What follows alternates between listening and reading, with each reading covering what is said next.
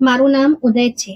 મેં ત્રણેય દીકરાઓના લગ્ન ખૂબ જ ધામધૂમથી કર્યા અને તેમને અલગ અલગ ઘરમાં શિફ્ટ કરી દીધા. એક દિવસ ત્રણેય દીકરાઓએ મને જમવા પર બોલાવ્યો અને મારી પસંદગીની રસોઈ બનાવી. મને પોતાના હાથે જમાડ્યો અને પછી મને દરિયા કિનારે ફરવા લઈ ગયા. અચાનક મોટા બે દીકરાઓએ મારા હાથ પગ પકડી લીધા અને નાનો દીકરો મને દરિયામાં ફેંકવા લાગ્યો. મારા મોઢામાંથી છેલ્લા શબ્દો એ જ નીકળ્યા કે મેં એવો કયો ગુનો કર્યો છે જેની તમે મને આ સજા આપી રહ્યા છો? ત્યારે મોટા દીકરાએ ખિસ્સામાંથી મોબાઈલ કાઢીને મને એક વિડીયો બતાવ્યો. વિડીયો જોઈને મારું હૃદય ચીરાઈ ગયું, કારણ કે હું મારી 4 બહેનોનો એકનો એક ભાઈ હતો. પિતાના અવસાન પછી ઘરની બધી જવાબદારી મારા પર આવી ગઈ. હું સરકારી સ્કૂલમાં શિક્ષક હતો. સવારે સ્કૂલમાં બાળકોને ભણાવતો અને સાંજે ટ્યુશન સેન્ટરમાં બાળકોને શિક્ષણ આપતો. બાળકોની પરીક્ષાના દિવસોમાં તો મને પોતાનું ભાન ન રહેતું. રાત્રે 11 વાગ્યા સુધી હું બાળકોને ભણાવતો રહેતો. 4 બહેનોના લગ્ન કરવાના હતા. માં વૃદ્ધ હતી. ધીરે ધીરે મેં 4 બહેનોના લગ્ન કરી દીધા. કરિયાવર પણ આપ્યું, જેથી આગળ જઈને બહેનોને કોઈ મેણા ટોણા સાંભળવા ન પડે. થોડું દેવું લીધું હતું, તે ઉતારવાની જવાબદારી હજુ મારા પર હતી. જ્યારે એક દિવસ માં બોલી, દીકરા, હવે તું પણ લગ્ન કરી લે. તારા પપ્પાના મિત્રની દીકરી ઉજાલા બહુ સારી અને લાયક છોકરી છે. જો તું કહે તો હું વાત કરું. તેમનું ઘર અમારા કરતા પણ વધારે ગરીબ હતું, પણ ઉજાલા ભણેલી ગણેલી છોકરી હતી. મેં માની ખુશી માટે હા પાડી દીધી. માને વધારે સવાલ ન કર્યા. લગ્ન સાદગીથી થઈ ગયા.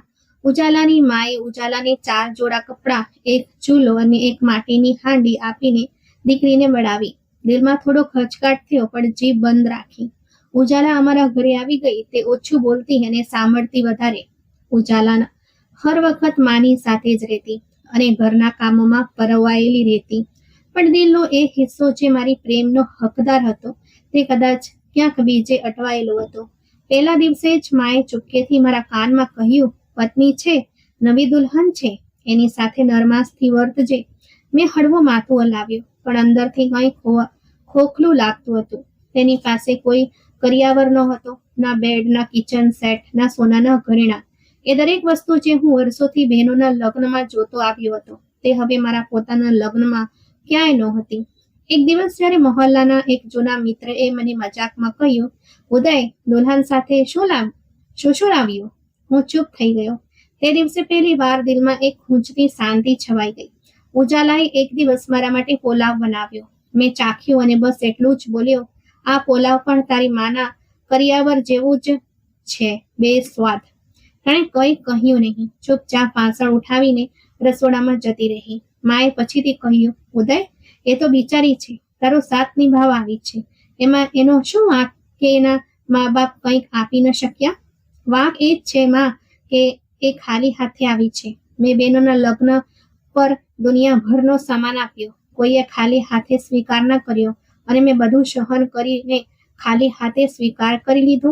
માએ મને ગંભીરતાથી જોયો, જાણે કહેવા માંગતી હોય કે આ કોણ બોલી રહ્યું છે, મારો દીકરો કે બીજું કોઈ?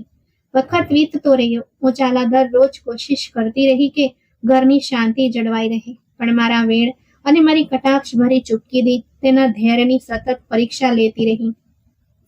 મેં ક્યારેય ખુલીને પ્રેમ ના આપ્યો, ના ક્યારેય કંઈક સારું કહ્યું. તે મારા માટે માત્ર એક સ્ત્રી હતી, જે મારી જિંદગીનો હિસ્સો તો બની ગઈ હતી, પણ દિલનો હિસ્સો નહીં. પછી એક દિવસ માએ જણાવ્યું કે ઉજાલા ગર્ભવતી છે. મેં નવાઈથી તેની તરફ જોયું, પછી માથું હલાવીને રૂમમાં જતો રહ્યો. 9 મહિના વીત્યા. એક દિવસ હોસ્પિટલથી ફોન આવ્યો, અભિનંદન, દીકરી જન્મી છે. મેં ફોન બંધ કર્યો, ખિસ્સામાં મૂક્યો અને ઓફિસ જવા નીકળી ગયો. ના હોસ્પિટલ ગયો, ના બાળકીને જોઈ. સાંજે માએ કહ્યું, બાળકી બહુ વહાલી છે, સાવ તારા જેવી જ આંખો છે. તો શું કરું માં? દીકરો હોત તો કદાચ ખુશી પણ થાત. ઉજાલાએ બાળકીનું નામ શિવાની રાખ્યું. તે તેની આસપાસ એવી રીતે ફરતી રહેતી જાણે કોઈ ખજાનો મળી ગયો હોય. મેં ક્યારેય તેને ખોળામાં ના દીધી, ના ક્યારેય શિવાનીને વહાલથી બોલાવી. એકવાર માએ ભાર દઈને કહ્યું, તારી દીકરી છે, તારા લોહીનો અંશ છે, થોડી તો મમતા બતાવ. મમતા? હું તો વારસદાર ઈચ્છતો હતો, દીકરીનો શું ફાયદો? ઉજાલાએ ત્યારે પણ કંઈ ન કહ્યું. બસ શિવાનીને પોતાની બાહોમાં લીધી અને અંદરના રૂમમાં જતી રહી. હું સાંજે બહાર બેસીને ચા પીતો રહ્યો, જાણે કંઈ ખાસ થયું જ ન હોય. મોહલ્લાની સ્ત્રીઓ જોવા આવતી, દીકરી મુબારક, અને હું પરણાને સ્મિત આપીને કહેતો, આભાર. દિલમાં ખાલીપો વધતો જતો હતો. પત્નીની શાંતિ અને દીકરીની હાજરી બધું જ એક બોજ લાગવા માંડ્યું હતું. શિવાનીના જન્મ પછી ઘરમાં શાંતિ એક રિવાજ બની ગઈ હતી. ઉજાલા સવારથી સાંજ શિવાનીની પાછળ દોડતી, માં ઘરના નાના મોટા કામ સંભાળતી અને હું નોકરી, કરજ અને મારી મૂંઝવણોમાં અટવાયેલો રહેતો. પણ આ ક્રમ તૂટવામાં બહુ વાર ન લાગી. બીજી વાર જ્યારે ઉજાલા ગર્ભવતી થઈ ત્યારે માએ હળવી ખુશી સાથે વાત કરી, કદાચ હવે દીકરો આવે, ઘરમાં રોનક આવી જશે. મેં કડવાશથી કહ્યું, આશાની વાત છે, પણ આપણ પહેલા જેવું દીકરી ન હોય તો સારું. ઉજાલા કંઈ ન બોલી. તે પહેલા જ જાણી ગઈ હતી કે હું કેવા વિચારો સાથે જીવું છું. મહિનાઓ વીત્યા અને મારી શાંતિ વધુ ઘેરી બનતી ગઈ. 9 મહિના પછી જ્યારે બીજી દીકરીના જન્મના સમાચાર મળ્યા ત્યારે હું હોસ્પિટલની લોબીમાં બેઠો હતો. ડોક્ટરે આવીને કહ્યું, મુબારક હો, બીજી દીકરી આવી છે. માતાને બાળકી બંને ઠીક છે. મારા ચહેરા પર કોઈ ભાવ નહોતા. મેં શાંતિથી કાગળો સમેટ્યા અને અંદર ગયા વગર જ હોસ્પિટલની બહાર નીકળી આવ્યો. સાંજે માએ દરવાજો ખોલ્યો, મારો ચહેરો જોયો અને ધીમેથી બોલી, બેટા, દીકરો પણ ભગવાનની ભેટ છે અને દીકરી પણ. માં, આ વાત ત્યારે સારી લાગે જ્યારે સંભળાવવાની હોય, જ્યારે પોતા પર વીતે ને ત્યારે બળતરા થાય છે. માએ મારા ચહેરા તરફ જોયું, કંઈ કહેવા માંગતી હતી પણ પછી ચૂપ થઈ ગઈ. ઉજાલાના ખોળે બીજી દીકરી પણ આવી ગઈ અને તે દિવસથી હું બંને દીકરીઓ સાથે પરાયા જેવું વર્તન કરવા લાગ્યો. શિવાની હવે 3 વર્ષની થઈ હતી અને નવજાત બાળકી ધ્વનિ હજુ માના ખોળામાં હતી. મારા માટે બંને માત્ર વધારાની જવાબદારીઓ હતી. એક દિવસ હું ઓફિસથી આવ્યો તો શિવાની દરવાજે ઊભી હતી. નાના હાથમાં પાણીનો ગ્લાસ હતો. મેં ગ્લાસ પકડ્યો અને તીખા અવાજે કહ્યું, પડી જશે, આ કામમાં મોટાનું છે. તે ડરી ગઈ, પાછળ હટી ગઈ અને ઉજાલા તેને પોતાની સાથે લઈ ગઈ. મા પાસે બેઠી હતી. બોલી, બાળકી છે, બાપનો પ્રેમ ઈચ્છે છે, વડ નહીં. પ્રેમ દીકરા સાથે હોય માં, દીકરીઓથી તો ફક્ત ખર્ચ વધે છે. માએ પોતાની ચાદર સીધી કરી અને બોલી, દીકરીઓને જ્યારે તું જ સ્વીકારશે નહીં તો દુનિયા શું સ્વીકારશે? તે દિવસોમાં માની તબિયત ખરાબ રહેવા લાગી હતી. હું દવાઓ લાવતો પણ સમય હવે તેમના હાથમાંથી નીકળી રહ્યો હતો. તે વારંવાર કહેતી, તો દિલથી પથ્થર થતો જાય છે ઉદય, ભગવાન દિલ નરમ કરે. હું જવાબ આપતો, માં, સમય ક્યાં નરમ રહેવા દે છે. થોડા મહિના પછી માં પથારીમાંથી ઉઠી ન શકી. મેં શાળામાંથી રજા લીધી, ડોક્ટર બોલાવ્યા, દવાઓ લાવ્યો, પણ સમયની સામે કોઈનું ચાલતું નથી. માં એક રાત્રે શાંતિથી દુનિયા છોડી ગઈ. અંતિમ સંસ્કાર પછી જ્યારે લોકો આશ્વાસન આપીને જતા રહ્યા ત્યારે ઘરમાં માત્ર 3 લોકો બાકી રહ્યા. હવે ઉજાલાની આંખોમાં ડર હતો. તે પહેલા મારી શાંતિથી ડરતી હતી, હવે મારા વર્તનથી ગભરાતી હતી. દીકરીઓ પણ સાવચેત થઈ ગઈ હતી. હું ઘરે આવું એટલે બંને એકબીજાનો હાથ પકડી ખૂણામાં બેસી જતી. એકવાર શિવાની આંગણામાં રમતા રમતા મારી ચપ્પલ પહેરીને હસતી હસતી કહેવા લાગી, પિતાજી જુઓ, હું તમારા જેવી લાગુ છું. મેં કડકાઈથી કહ્યું, કાઢ મારા જૂતા, આ રમવાની વસ્તુ નથી. ઉજાલાએ તરત આવીને તેને ઉઠાવી લીધી. ચાલ શિવાની, પિતાજી થાકેલા છે. એવું લાગતું કે જાણે દરરોજ હું કોઈને કોઈ વાત કાઢીને ઉજાલાને એવો અહેસાસ કરાવતો રહું કે તે કંઈક લાવી નથી, કંઈક આપી શકી નથી અને હવે દીકરીઓની લાઈન લગાવી રહી છે. તે રાત્રે હું મોડે સુધી વિચારતો રહ્યો. બીજા દિવસે શાળામાં મારા સાથી ગોપાલ સાથે વાત કરી. ગોપાલ, હું બીજા લગ્ન કરવા માંગુ છું. તે ચોંકી ગયો. કેમ? પહેલી પત્ની જીવતી છે, બાળકો પણ છે. મારે દીકરો જોઈએ છે. ગોપાલે શાંતિથી માથું હલાવ્યું. પછી બોલ્યો, મારી બહેન રાધા છે, તેના છૂટાછેડા થઈ ગયા છે. તેનો પતિ ખોટા રસ્તે હતો અને મારપીટ કરતો હતો. લગ્નના થોડા મહિનામાં છૂટાછેડા આપી દીધા. હવે તે મા બાપના ઘરે છે. મેં થોડી ક્ષણો વિચાર્યું અને કહ્યું, જો તે માની જાય તો વાત આગળ વધારો, હું તૈયાર છું. 1 અઠવાડિયા પછી રાધા સાથે લગ્ન થયા. જ્યારે રાધાએ પહેલી વાર ઘરે લાવ્યો ત્યારે ઉજાલાએ દરવાજો ખોલ્યો. શાંતિથી રાધાને અંદર લઈ ગઈ. ના કોઈ મેળું, ના કોઈ ફરિયાદ. રૂમમાં ચોખ્ખી ચાદર બિછાવી, ચા બનાવી અને પાછી બાળકોના રૂમમાં જતી રહી. હું રૂમમાં બેઠો વિચારતો હતો કે ઉજાલા કદાચ હોબાળો કરશે, બાળકોને લઈને જતી રહેશે, પણ એવું કંઈ ન થયું. તે બસ સા મૌન થઈ ગઈ હતી. રાધાનું વ્યક્તિત્વ અલગ હતું. તે બોલવામાં હોશિયાર અને આધુનિક હતી, પણ અંદરથી તે પણ જિંદગીના જખમોમાંથી પસાર થઈ ચૂકી હતી. થોડા જ દિવસોમાં તે ઘરના વાતાવરણને સમજવા લાગી. શિવાની અને ધ્વનિ શરૂઆતમાં રાધાથી ડરેલી રહેતી હતી, પણ રાધા તેમની સાથે પ્રેમથી વર્તતી હતી. ક્યારેક તેમના વાળ ઓળતી તો ક્યારેક વાર્તાઓ સંભળાવતી. એક દિવસ રાધાએ મને કહ્યું, તમારી દીકરીઓ બહુ વહાલી છે, એમની સાથે વાત કરી લેતા રહો. મેં કટાક્ષમાં કહ્યું, પ્રેમનો શું ફાયદો? કાલે આ જ બોજ બનશે. રાધાએ કોઈ જવાબ ન આપ્યો, પણ તે દિવસથી તે બાળકો સાથે વધુ સમય વિતાવવા લાગી. હું રાધા સાથે એ આશામાં ખુશ હતો કે ભગવાન મને હવે દીકરો આપશે. ઉજાલા દરરોજના કામોમાં વ્યસ્ત થઈ ગઈ, જાણે તેનું પોતાનું અસ્તિત્વ હવે મારા પડછાયા જેવું જ બાકી હતું. થોડા મહિનાઓ પછી રાધા ગર્ભવતી થઈ. આ સમાચારથી હું ખુશીથી બેકાબૂ થઈ ગયો. સાંજે મીઠાઈ લઈને આવ્યો, બાળકો માટે પણ રમકડા લાવ્યો અને પહેલી વાર બધાને સાથે બેસાડીને જમ્યો. ઉજાલાએ શાંતિથી મારી તરફ જોયું, જાણે વર્ષો પછી કોઈ અજાણ્યા ચહેરાને ઓળખવાની કોશિશ કરી રહી હોય. રાત્રે રાધાએ કહ્યું, આજે તમે ખુશ લાગો છો? મેં કહ્યું, હા, મને લાગે છે કે આ વખતે ભગવાન મારું સાંભળી લેશે. બીજા દિવસથી હું રાધાનો વધુ ખ્યાલ રાખવા લાગ્યો. સમયસર દવા, સારો ખોરાક, આરામ. પત્ની કરતાં પણ વધારે તે હવે મારા સપનાનો પાયો બની ચૂકી હતી. ઉજાલા તે દિવસોમાં ચૂપચાપ પોતાના કામમાં લાગેલી રહેતી. બાળકોને સ્કૂલે લઈ જવા, પાછા લાવવા, રાધા સાથે સમય વિતાવવો, ઘરના કામ સંભાળવા. તે ન તો જીદ કરતી કે ના તો ફરિયાદ. દરરોજ સવારે ઓફિસ જતા પહેલા હું રાધાની તબિયત પૂછતો, દવા ચેક કરતો અને જતા જતા હસીને કહેતો, આ વખતે દીકરો થશે, મારો ટેકો, મારો વારસદાર. રાધા જવાબમાં પ્રાર્થના કરતી કે ભગવાન કરે એવું જ થાય. ઘરના માહોલમાં એક કામચલાઉ ખુશી આવી ગઈ હતી. મેં મારા માટે એક નવી અલમારી ખરીદી, જેમાં નાના કપડાં માટે જગ્યા રાખી. લાલ રંગનું ઘોડિયું, નાના બૂટ, બધું જ દીકરા માટે હતું.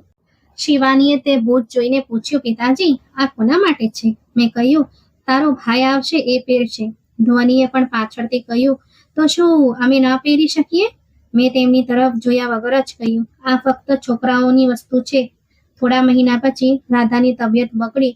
હું તરત જ હોસ્પિટલ લઈ ગયો. ડોક્ટરે જણાવ્યું કે કદાચ જોડિયા બાળકો હોય. હજુ સંપૂર્ણ રીતે કહી ન શકાય, પણ સાવચેતી રાખજો.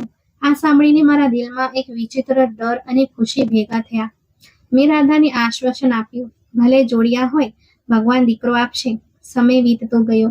છેલ્લો દિવસ આવ્યો ત્યારે હું રાધાને હોસ્પિટલ લઈ ગયો.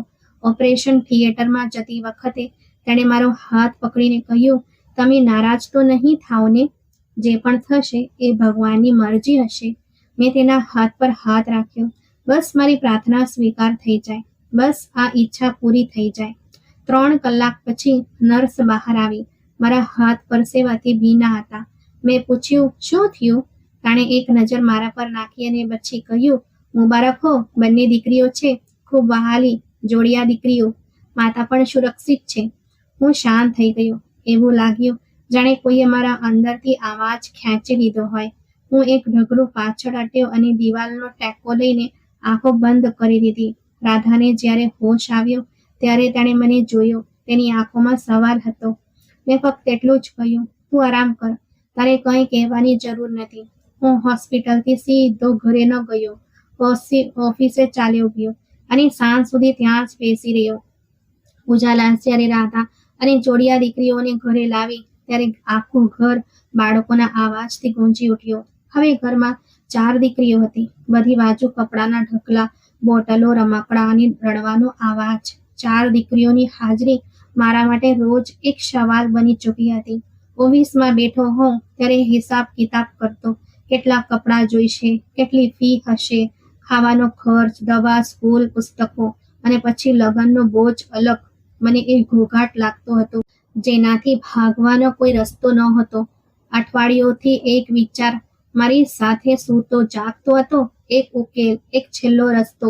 જે મને આ બધા બોજમાંથી મુક્તિ અપાવવાનું હતું. પહેલા તેને વિચાર સમજ્યો, પછી પ્રસ્તાવ, અને હવે તે નિર્ણય બની ગયો હતો. એક દિવસ મેં બધાને કહ્યું, કાલે રજા છે, બાળકીઓએ બહાર લઈ જઈશું. નદીના કિનારે. ઉજાલાએ આશ્ચર્યથી જોયું. તમે પોતે ક્યાંક લઈ જઈ રહ્યા છો? હા, એમને સમય આપવો જોઈએ. નાની બાળકીઓ કંઈ સમજી શકી નહીં, પણ શિવાની બધાને લાઇનસર સૂચના આપવા લાગી કે કોણ શું પહેરશે અને કેવી રીતે તૈયાર થશે. ઘરમાં ઘણા દિવસો પછી એક ખુશી દોડી હતી, પણ એ ખુશી માત્ર તેમના માટે હતી. મારા અંદર તો સન્નાટો હતો. એક નક્કી કરેલો પ્લાન.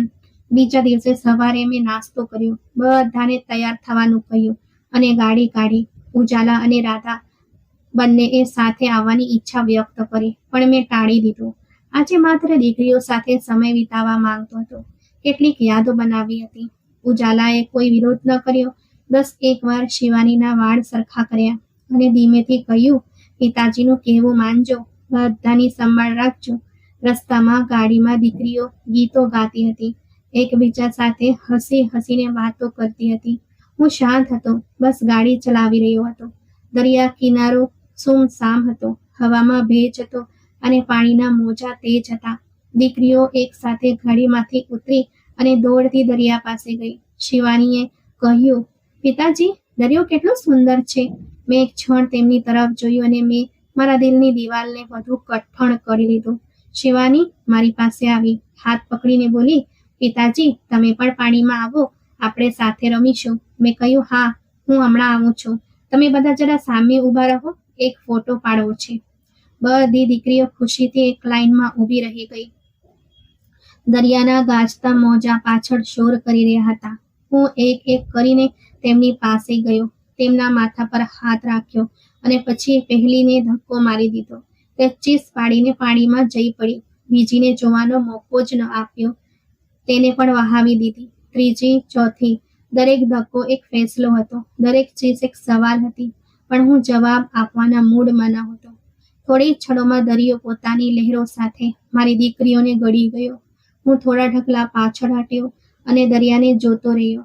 મારા અંદર કોઈ અવાજ નહોતો, ન પસ્તાવો, ન ડર.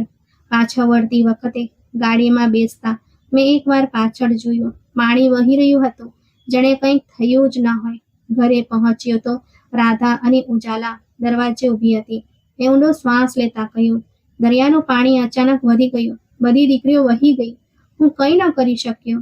ઉજાલા જમીન પર બેસી ગઈ, હાથ મોઢા પર રાખી દીધો અને રાધાની આંખો ફાટી ગઈ. હું બસ શાંતિથી અંદર જતો રહ્યો અને દરવાજો બંધ કરી દીધો. મેં એક જ વાક્ય કહ્યું, દરિયાનો પ્રવાહ બહુ તેજ હતો, બધું પળભરમાં થઈ ગયું. ના હું રડ્યો, ના રાધા કે ના ઉજાલા.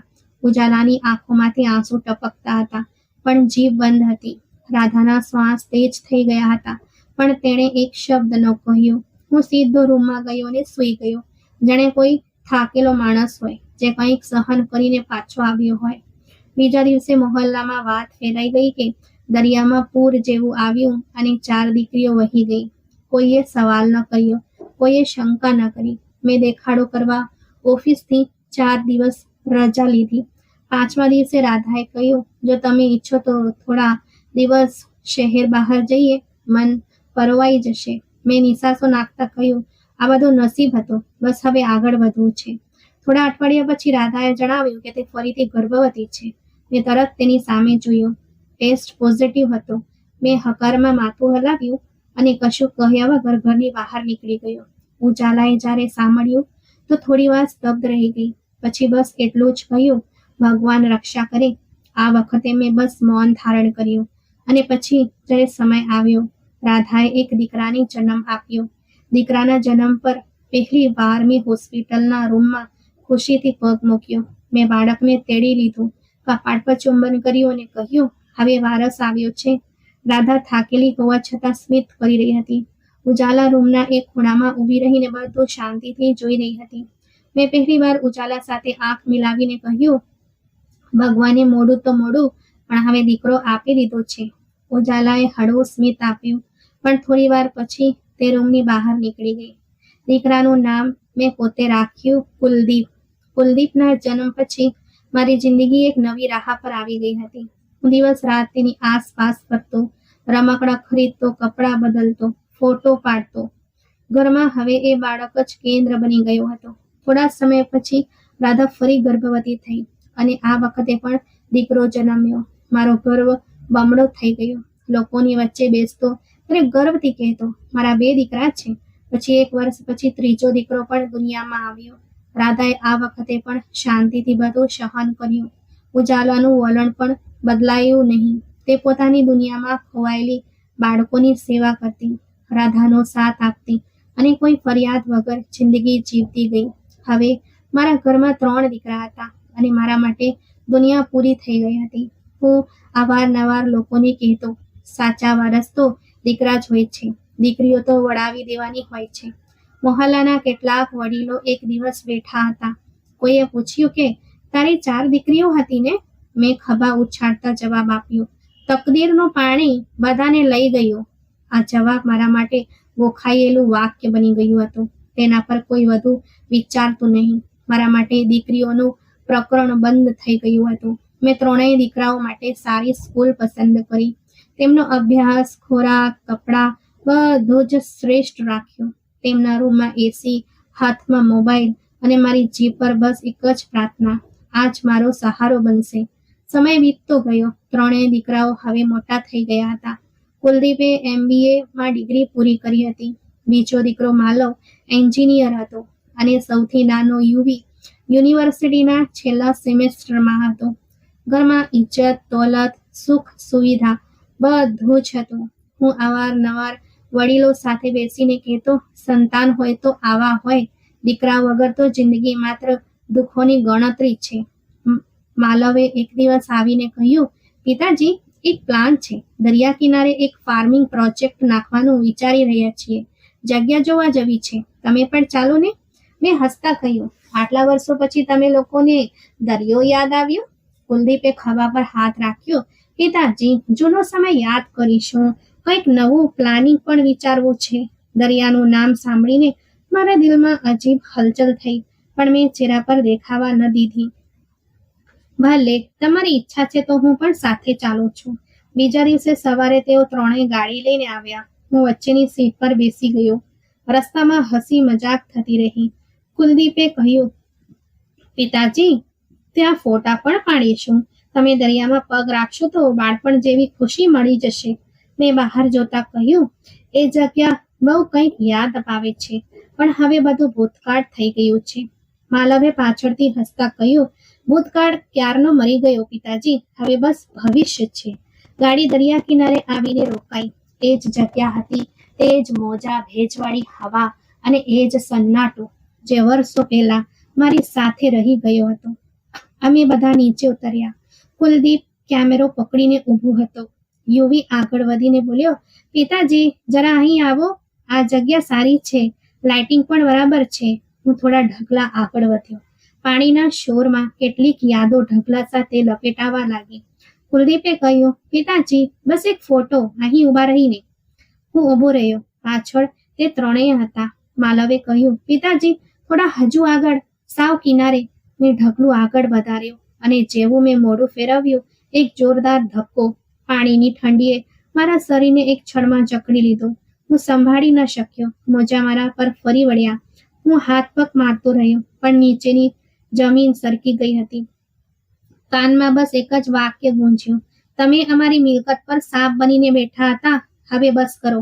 પાણીની ઊંડાઈમાં જતા જતા મારી આંખો સામે એ બધા ચહેરા આવી ગયા જે વર્ષોથી ધુમ્મસમાં દબાયેલા હતા. શિવાની, ધ્વની, રોહિણી, રાધા, એક એક કરીને બધી ક્ષણો યાદ આવવા લાગી. એ દરિયા કિનારે દીકરીઓની ખુશી, તેમના ચહેકતા ચહેરા, તેમના બોલ, પિતાજી, તમે બહુ સારા છો. પિતાજી, આ કપડાં જુઓ, સ્કૂલ માટે નવા છે. પાણીની અંદર આંખો ખુલતી બંધ થતી રહી. હું ઉપરની તરફ હાથ લંબાવતો રહ્યો, પણ કોઈ હાથ પકડનારું નહોતું. પહેલીવાર મને લાગ્યું કે હું ખરેખર એકલો છું. જે દીકરાઓ વારસ હતા તેઓ હવે ફેંસલો સંભળાવી ચૂક્યા હતા. જે દીકરીઓ બોજ હતી તે આજે યાદ બનીને છાતીમાં ઉતરી રહી હતી. મેં ઘણીવાર ચીસ પાડવાની કોશિશ કરી, પણ આવાજ પાણીમાં ડૂબતો ગયો. શરીર નબળું પડી રહ્યું હતું. શ્વાસ અટકવા લાગ્યા હતા. આંખોમાં અંધારું છવાઈ રહ્યું હતું. અને પછી કોઈએ મારો હાથ પકડ્યો. એક ઝટકો અને હું સપાટી પર આવી ગયો. ઉઘરસ, પાણી, ભારે શ્વાસ. કોઈએ મારી છાતી પર દબાણ આપ્યું, મોઢું ખુલ્યું, ફરી દબાવ્યું. થોડા સમય પછી મેં ઝાંખા દૃશ્યમાં એક ચહેરો જોયો, એક સ્ત્રી નકાબમાં, ચહેરા પર વિનાશ, હાથમાં તાકત. કોણ છો તમે? તેણે શાંતિથી મને ગાડીમાં નાખ્યો અને હોસ્પિટલ લઈ ગઈ. જ્યારે આંખ ખુલી તો હું હોસ્પિટલના રૂમમાં હતો. નર્સ કંઈક લખી રહી હતી. મેં ધીમેથી પૂછ્યું, મને કોણ બચાવ્યો? નર્સ બોલી, એક છોકરી હતી, એનજીઓ ચલાવે છે, તાણે જ હોસ્પિટલ પહોંચાડ્યા. મારા મનમાં બસ એક જ સવાલ હતો, કેમ? રૂમનો દરવાજો ખુલ્યો. એ જ નકાબધારી છોકરી અંદર આવી. તેના ચહેરા પર એ શાંતિ, પણ આંખોમાં કંઈક જાણીતું લાગે તેવું પ્રતિબિંબ. મારી આંખો હજુ પણ ઝાંખું જોઈ રહી હતી, પણ એ ચહેરો સાવ અજાણ્યો હોવા છતાં કોઈ જાણીતા સપના જેવો લાગતો હતો. હું બેડ પર અડધો સૂતેલો હતો. શ્વાસ પાછા આવી રહ્યા હતા અને તે છોકરી એક ખુરશી પર બેઠી હતી, માથા પર દુપટ્ટો, શાંતિથી મને જોઈ રહી હતી. મેં જીભ હલાવી. તમે કોણ છો? તેણે નજર નીચી કરીને કહ્યું, માનવતાના નાતે બચાવ્યા છે. માનવતા? માનવતા? મેં કટાક્ષમાં હસીને કહ્યું, દુનિયામાં હજુ પણ આવી વાતો બાકી છે? તે શાંત રહી. મેં ફરી સવાલ કર્યો, નામ શું છે તારું? આ વખતે તેણે માથું ઊંચું કર્યું અને મારી આંખોમાં આંખ પરોવી. રોહિણી. મને જાણે સમયના દરવાજા પર એક જોરદાર ધક્કો લાગ્યો હોય એવું થયું. દિલ અટકી ગયું, હાથ રૂંચવા લાગ્યા. ના, આ શક્ય નથી. રોહિણી? જી, રોહિણી, તમારી નાની દીકરી, જેને તમે દરિયા કિનારે છેલ્લો ધક્કો માર્યો હતો. મારા ગળામાંથી અવાજ ન નીકળ્યો. જીભ સુખાઈ ગઈ હતી. શરીરમાં ધ્રુજારી દોડી ગઈ. ના, મેં તો બાકી 3 બહેનો ચાલી ગઈ. હું બચી ગઈ. રૂમની દિવાલો જાણે મારા પર ઝૂકવા લાગી.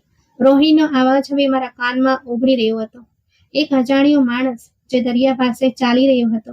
તેણે મને વહેતી જોઈ. તેણે હાથ લંબાવ્યો, મને કિનારે ખેંચી લાવ્યો. મારા શ્વાસ બંધ થઈ રહ્યા હતા, પણ તે અટક્યો નહીં. મને ગાડીમાં નાખીને હોસ્પિટલ લઈ ગયો. પછી મારા અંદરથી સવાલ જાગ્યો. એ માણસનું નામ રવિ હતો. પોતાની પત્ની સાથે રહેતો હતો. બંને નિઃસંતાન હતા. તે દિવસે ભગવાને તેમને દીકરી આપી દીધી. હું શાંતિથી સાંભળતો રહ્યો. તેમણે મારું નામ ન બદલ્યું, રોહિણી જ રાખ્યું. મારા બાળપણના ફોટા, મારી જીભે નીકળેલા કેટલાક શબ્દો, બધું જ લખીને રાખતા ગયા. તેઓ કહેતા હતા કે એક દિવસ કદાચ તને તારી સાચી ઓળખ મળશે. પછી મેં મારું શિક્ષણ ત્યાંની જ સ્કૂલમાં શરૂ કરી. રવિ અંકલ મને હંમેશા કહેતા, દીકરી બનીને જીવજે, બદલાની આગમાં નહીં. મેં તેમની વાત માની. BCom કર્યો, પછી માસ્ટર્સ. આજે એક યુનિવર્સિટીમાં લેક્ચરર છું અને સાથે એક NGO ચલાવું છું. 4 બહેનો દરિયાને હવાલે થઈ ગઈ. ફક્ત હું બચી, અને તે પણ અચાનક થયેલા યોગાનું યોગથી. મારું માથું ઝૂકી ગયું. હાથની આંગળીઓ ધ્રુજવા લાગી. અને તે મને કેમ બચાવ્યો? તે શાંતિથી બોલી, જો હું પણ નફરત કરતી હોત તો આજે તમે જીવતા ન હોત. હું તો તને ભૂલી ગયો હતો. તું કેવી રીતે? હું પોતે પણ બધું ભૂલી ગઈ હતી. રવિ અંકલે ક્યારેય મજબૂર ન કરી. બસ એક દિવસ તેમણે મને બધું યાદ અપાવ્યું. એક વૃદ્ધ માણસ જે પોતાની દીકરીઓને પોતે વહાવીને આવ્યો હોય, તે ક્યારેય શાંતિથી જીવી શકશે નહીં. તેઓ કહેતા હતા કે જ્યારે સમય આવે ત્યારે તેમનો સામનો કરજે. મેં તેના ચહેરા પર નજર નાખી. તે રોહિણી હતી, એ જ જેનું સ્મિત મારા હાથે દફન થઈ ગયું હતું. તે મને કેમ ન છોડી દીધો? એટલા માટે કે હું દીકરી છું. દીકરીઓ મરી શકે છે, પણ મા બાપથી નફરત નથી કરી શકતી. મારા આંસુ શાંતિથી વહેવા લાગ્યા. પહેલી વાર આંખો પણ થાકી ગઈ અને દિલ પણ.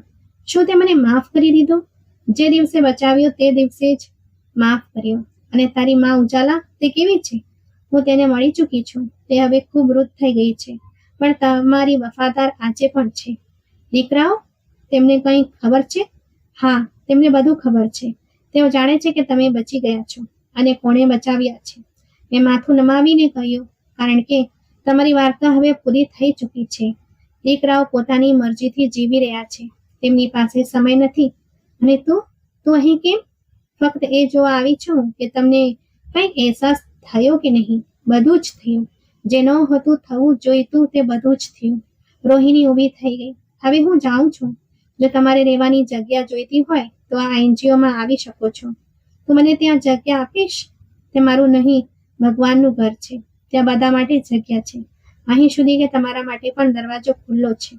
તે બહાર જવા લાગી તો મેં વગર વિચારે આવાજ આપ્યો, રોહિણી. તે પાછી વળી. દીકરી, તમારી દીકરી છે. તેણે માથું હલાવ્યું. તમારી નાની દીકરી, જેને તમે ભૂલાવી દીધી, પણ ભગવાને નહીં. તે દરવાજો ઓળંગી ગઈ અને હું શાંત રૂમમાં એકલો રહી ગયો. આંખોમાં એ દૃશ્ય લઈને અને દિલમાં એક ક્યારેય માફ ન થઈ શકે તેવો ગુનો લઈને, અને પહેલી વાર દિલે દિલથી તેને દીકરી કહી. એનજીઓનો દરવાજો જૂનો હતો, પણ તેના પર લાગેલા બોર્ડ પર નવા અક્ષરો ચમકી રહ્યા હતા. આશરો, નિરાધાર બાળકો માટે જિંદગીની નવી શરૂઆત. હું પહેલી વાર એ ઇમારતમાં દાખલ થઈ રહ્યો હતો, જેનો પાયો મારી શાંત નફરત અને રોહિણીના બલિદાન પર રાખવામાં આવ્યો હતો. અંદર દાખલ થતાં જ દિવાલો પર રંગીન ચિત્રો વ્યવસ્થિત લાગેલા હતા. એક યુવાન છોકરી, કદાચ સ્વયંસેવક, મને ઓળખી ગઈ. તમે ઉદય સાહેબ છો? રોહિણી દીદી તમારી રાહ જોઈ રહ્યા છે. હું શાંતિથી તેની પાછળ ચાલવા લાગ્યો. ઓફિસના દરવાજે પહોંચી તેણે ટકોરો માર્યો. અંદરથી રોહિણીનો અવાજ આવ્યો, આવી જાઓ. દરવાજો ખુલ્યો અને હું અંદર ગયો. રોહિણી ખુરશી પર બેઠી હતી. સામેના ટેબલ પર ફાઇલોનો ઢગલો અને એક કપ ચા હતી. તેણે મને જોઈને હળવું સ્મિત આપ્યું. બેસો. હું ખુરશી પર બેસી ગયો. નજર ઝૂકેલી હતી, પણ દિલમાં હલચલ મચેલી હતી. આ જગ્યા તે બનાવી? હા, જે દરિયાએ મને બાળપણમાં અનાથ કરી, તે જ મારા હેતુનું કારણ બન્યું. આ બધું કેવી રીતે શક્ય બન્યું? જે માણસે મને દરિયામાંથી બહાર કાઢી, તેનું કોઈ બાળક નહોતું. તેણે મને પાળી પોષીને ભણાવી અને કહ્યું, જો જિંદગી ક્યારેય સવાલ બની જાય તો તેનો જવાબ સેવાથી આપજે. મેં એ જ કર્યું. મેં દિવાલ પર લાગેલા બાળકોના ફોટા તરફ ઈશારો કર્યો. આ બધા બાળકો મોટા ભાગનાની ઘરની બહાર કાઢી મૂકવામાં આવ્યા છે. કોઈ ભાગી આવ્યું છે, કોઈ અનાથ થઈ ગયું છે. જેને દુનિયાએ બોજ કહ્યા, અમે તેમની જ થાપણ સમજી. મેં ધીમેથી કહ્યું, અને તે આ જ બોજને તારો પરિવાર બનાવ્યો? રોહિણીએ મારી તરફ જોયું. દીકરીઓ બોજ નથી હોતી, વારસ હોય છે. આ વાક્ય મને જિંદગીએ શીખવ્યું છે. જો હું પણ માનવ ગર્ભમાંથી દીકરો બનીને જન્મી હોત તો કદાચ તમારી વારસ ના હોત, પણ ગુનેગાર બની ચૂકી હોત. મેં ઊંડો શ્વાસ લીધો. મેં તને ઓળખવામાં બહુ મોડું કરી દીધું, પણ ઓળખી લીધી એટલું જ કાફી છે. તને ક્યારેય ગુસ્સો ના આવ્યો? આવ્યો, બહુ આવ્યો. પણ રવિ અંકલે કહ્યું હતું કે નફરત ફક્ત ત્યારે જ ખતમ થાય છે જ્યારે માફ કરવામાં આવે. મેં તમને બચાવીને મારી જાતને આઝાદ કરી છે. અને તારા દીકરા? મારો કોઈ દીકરો નથી, પણ આ બાળકો મારા વારસ છે. જ્યારે હું નહીં હોઉં ત્યારે આ સંસ્થા એમના હાથમાં હશે. મેં હાથ જોડીને કહ્યું, જો શક્ય હોય તો મને પણ અહીં થોડા દિવસ માટે રહેવા દે. મારા દીકરાઓ મને સ્વીકારતા નથી. રોહિણીએ એક ક્ષણ મારી તરફ જોયું, પછી કહ્યું, તમે રહી શકો છો, પણ એક શરતે. શું શરત? અહીંના બાળકો તમને માત્ર દાદા કહેશે. ના ઉદય સાહેબના શિક્ષકના પિતા, ફક્ત દાદા. તમે એમની સાથે બેસશો, જમશો, વાતો કરશો, વાર્તાઓ સંભળાવશો, અને એમની નજરમાં એ પિતા બનશો જે એમના નસીબમાંથી છીનવાઈ ગયું છે. મેં માથું હલાવીને સ્વીકાર કરી લીધો. આંખોમાં કંઈક ધૂંધળું છવાઈ ગયું હતું. તે સાંજે મને એક નાનો ઓરડો આપવામાં આવ્યો. પત્નીઓની વાત કરું તો ઉજાલા હવે આ દુનિયામાં નથી. તે એક દિવસ શાંતિથી ચાલી ગઈ. રાધા હવે પોતાના દીકરાઓ સાથે જ છે, એક અલગ ફ્લેટમાં, જેના દરવાજા પર મારા માટે બંધ છે. માલવની યુવી ક્યારેક વર્ષમાં એકવાર ફોન કરી લે છે. કુલદીપે છેલ્લી વાર ફક્ત એટલું કહ્યું હતું, પિતાજી, અમને તમારાથી નહીં, તમારા નિર્ણયોથી વાંધો છે. મેં ફોન પર શાંતિથી સાંભળ્યું અને લાઈન કાપી નાખી. છેલ્લી વાર જ્યારે તે આવી, મારા વાળ સાવ સફેદ થઈ ગયા હતા અને હાથોમાં ધ્રુજારી આવી ગઈ હતી. તેણે મારા કપાળ પર હાથ રાખ્યો. ક્યારેક વિચારું છું કે તમે અમને દરિયામાં ન ધકેલ્યા હોત તો કદાચ અમે બધા જીવતા હોત. મેં ધીમેથી કહ્યું, અને કદાચ તું આટલી મજબૂત ન હોત.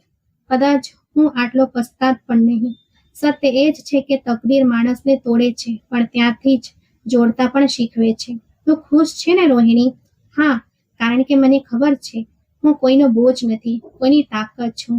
આજે પણ જ્યારે બારીની બહાર જોઉં છું ત્યારે તે પક્ષી દેખાય છે જે ઉડતા પહેલા પડી ગયું હતું, પણ ફરીથી ઉડતા શીખી ગયું, જેમ કે હું. અને મારી આંખોમાંથી વહેતું દરેક આંસુ હવે પસ્તાવાનું નહીં, પણ આભારનું છે.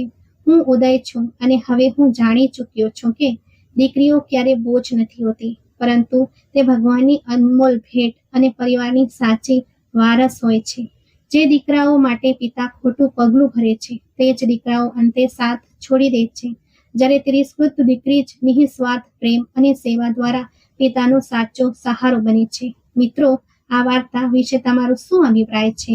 કોમેન્ટ કરીને ચોક્કસ જણાવશો. અને જો વાર્તા પસંદ આવી હોય તો વિડીયોને લાઈક, શેર અને ચેનલને સબસ્ક્રાઇબ કરજો. આભાર.